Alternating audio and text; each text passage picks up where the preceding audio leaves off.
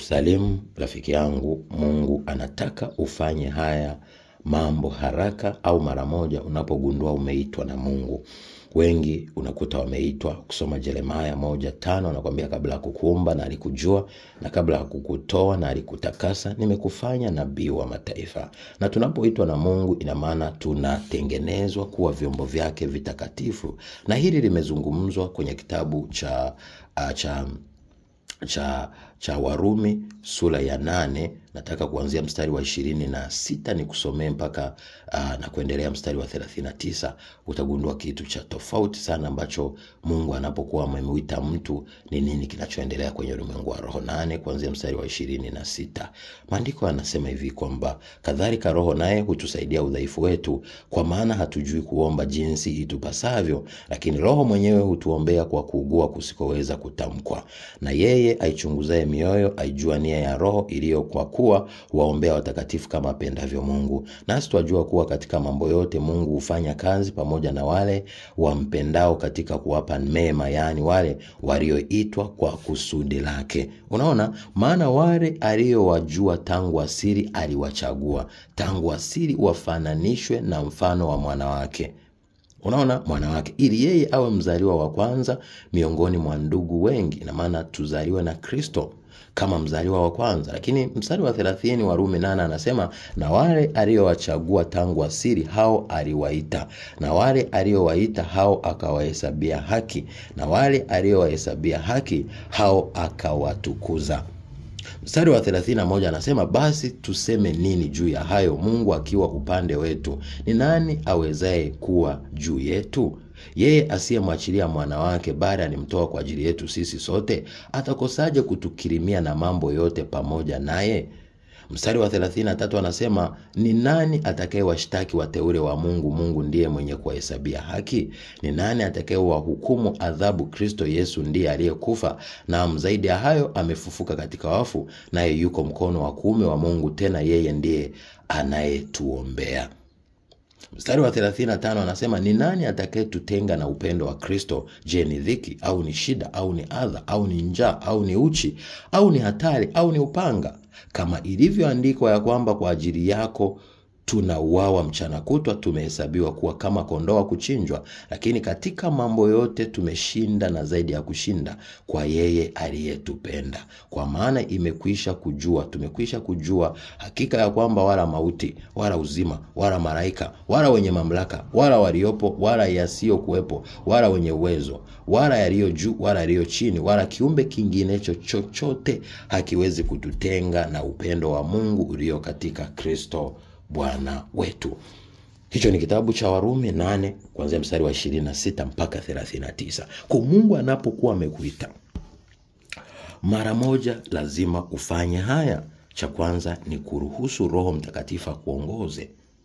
Cha pili ni kupenda kusoma neno, kuomba sana, kufunga sana na kuishi maisha matakatifu. Lakini kitu cha tatu unachotakiwa kuzingatia ni kujua Mungu amekuita kwenye nini. Lazima umombe ili azidi kukufunulia. Lakini cha nne ni kuomba Roho Mtakatifu au Mungu akupake mafuta kwa Roho Mtakatifu na kwa nguvu. Na maana akupe vipawa na karama, lakini pia akupe ufunuo wa kufanya kazi. Lakini pia akupe neema na akukutanishe na watu sahihi, na akutenge na watu sahihi, akutenge na watu wasio sahihi. Lakini mwisho kabisa ni kujua mipaka yako ya huduma ili usiende kinyume na mipaka yako. Kuna watu wameitwa labda kitaifa, wengine wameitwa kimataifa, wengine wameitiwa sehemu fulani au watu fulani. Kwa unapofanya nje ya mipaka yako ya huduma, ina maana hutokuwa na neema ya kuweza kushindana na ile vita. Kumbuka vita yetu si juu ya damu na nyama, ni juu ya falme, mamlaka, wakuu wa giza, jeshi la pepo wabaya kwenye ulimwengu wa roho. Kwa hiyo Mungu anapokuwa amekuita kitaifa alafu kaanza kuwahudumia watu wa kimataifa, hutoweza kupambana na zile roho za kimataifa. Kwa hiyo utakuta ni rahisi kushindwa, kushambuliwa na kuharibiwa. Kwa haya ni mambo ambayo ni baadhi lazima uyajue, na kuna masomo mengi nitazidi kufundisha. Na wengi wanapoitwa Mungu anawatenga na madhabahu fulani na watumishi fulani, lakini wanashindwa kusikia. Wengi wanakuja kufungwa, kuibiwa. Yawezekana kuna wakati ulikuwa kanisa fulani, kwa hiyo ulipookoka na Mungu akakuita, unaona vita imeongezeka pale kanisani. Muda mwingine Mungu Mungu anakutenga.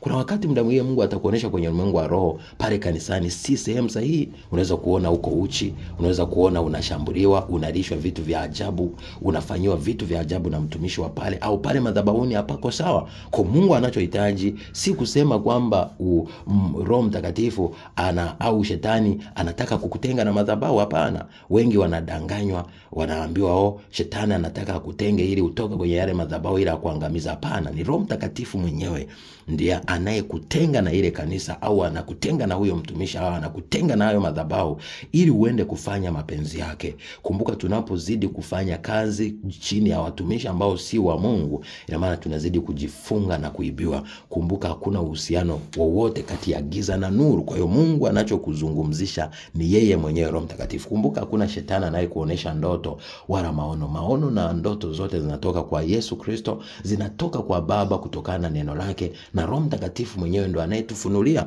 Kwa usije ukaelewa, ukafahamu au ukadanganywa na mtumishi yote au watu wote wasioelewa, wasiofahamu maono na ndoto, wanaosema ni shetani anayekuzungumzisha. Hakuna shetani anayetaka kukuharibu alafu akakufichulia kila anachotaka kukuharibia. Ngoja nikwambie kitu kimoja, usipojitenga na hayo madhabahu au na hao watu, utazidi kuwa mateka na shetani atazidi kukushinda na utazidi kuibiwa. Lakini unapotoka ukajitenga, hapo ndipo utaweza kushinda. Na hili neno linatoka kwenye kile kitabu cha Wakorintho wa pili sura ya 6 kuanzia mstari wa 14 mpaka 18. Maandiko yanasema, msifungiwe nira pamoja na wasioamini kwa jinsi sio sawa sawa. Kwa maana pana urafiki gani kati ya haki na uasi? Tena pana shirika gani kati ya nuru na giza? Tena pana ulinganifu gani kati ya Kristo na Beliari? Yeye anayeamini ana sehemu gani pamoja na yeye asiamini? Tena pana mapatano gani kati ya hekalu la Mungu na sanamu? Kwa maana sisi tu hekalu la Mungu aliye hai, kama Mungu alivyosema ya kwamba nitakaa ndani yao na kati yao nitatembea, nami nitakuwa Mungu wao nao watakuwa watu wangu. Kwa hiyo anasema, tokeni kati yao. Toka kwenye hilo kanisa, toka kwenye hao watumishi ambao wanaonekana kwenye ulimwengu wa roho wanakuibia, wanataka kukuharibia, ni watu wasiofaa, wasiomtumikia Mungu. Anasema mkatengwe nao, asema Bwana, msiguse kitu kilicho kichafu, nami nitawakaribisha.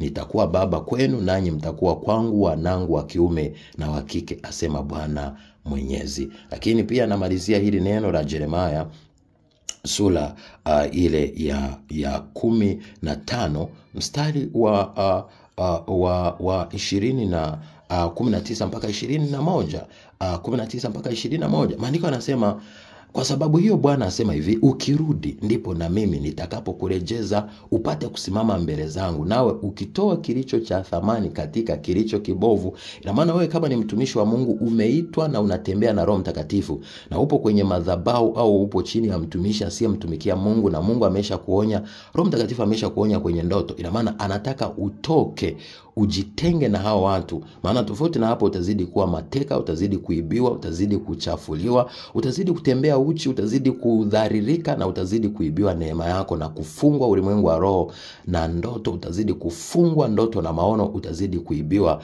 na kuwa mateka na kuwa mtumishi wa shetani usipokuwa makini.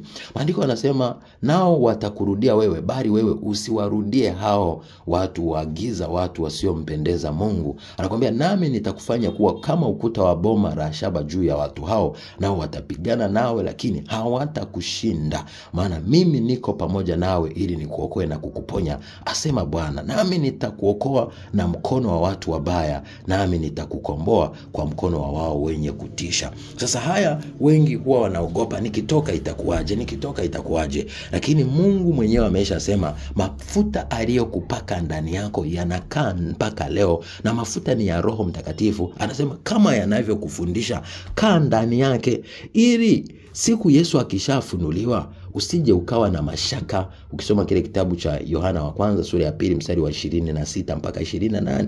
Lakini pia tunaona Yesu mwenyewe alipakwa mafuta na Mungu mwenyewe kwa Roho Mtakatifu na kwa nguvu, ndo akaenda hakupakwa mafuta na wanadamu. Wengi tunaenda kwenye makanisa mbalimbali tupakwe mafuta, lakini Roho Mtakatifu anayekaa ndani yako ndo mafuta. Ndo maana Yohana wa kwanza 4 anakuambia aliye ndani yako ni mkuu kuliko aliye duniani. Kusoma Wafalme wa pili sura ya 6 mstari wa 16 anakuambia walio pamoja nawe ni wengi kuliko walio upande wa adui. Kwa hiyo usianze kukimbilia madhabahu ya hapa na hapa. Wewe ni mtumishi ukahisi wanaenda kupaka mafuta, wengine watakuibia neema, wengine watakuchafua. Mpaka unapotaka kwenda ni mpaka Roho Mtakatifu amekuruhusu, lakini usije ukaenda sehemu yoyote na Roho Mtakatifu hajakuruhusu. Na wale Roho Mtakatifu anapokuonya watu au madhabahu au watumishi fulani, ukizidi kuwafuatilia unazidi kuibiwa, unazidi kujiungamanisha na madhabahu za shetani. Kumbuka kwenye kile kitabu cha Hesabu na Kutoka, pale wale wana wa Israeli waliposhindwa kusikiliza, wakaenda kushiriki chakula kwa Baraki, wakazini na wanawake, wakaabudu miungu, watu zaidi ya 23,000 waliuawa.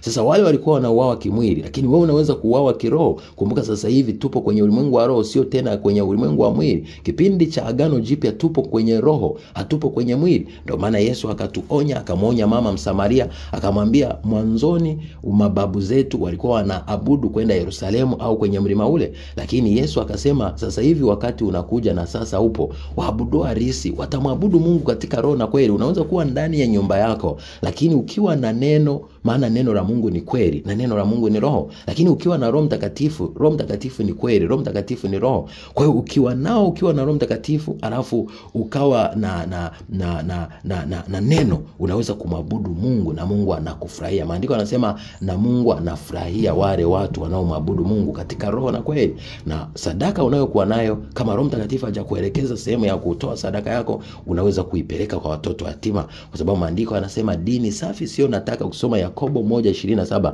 ni kwenda kuangalia yatima na wajane kwenye dhiki zao na kujitenga na dunia. Tunaangalia kwenye huduma ya Yesu Kristo, yeye alikuwa akiwapa watu maskini ile fedha waliokuwa wanaikusanya, wanawapelekea maskini. Lakini pia tunaona mitume walikuwa wakipata sadaka wanagawana kwa watu wahitaji. Kwa hiyo ndo system, lakini kwa sababu ya watumishi wengi wa kizazi hichi ni watu wenye tamaa na wanajitajirisha wao, hata kuwakumbuka maskini, hata kuwakumbuka wahitaji hapana.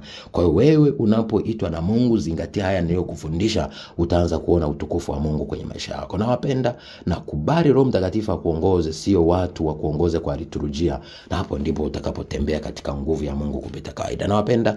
God bless you. Be a shining star in Jesus' name. Shalom.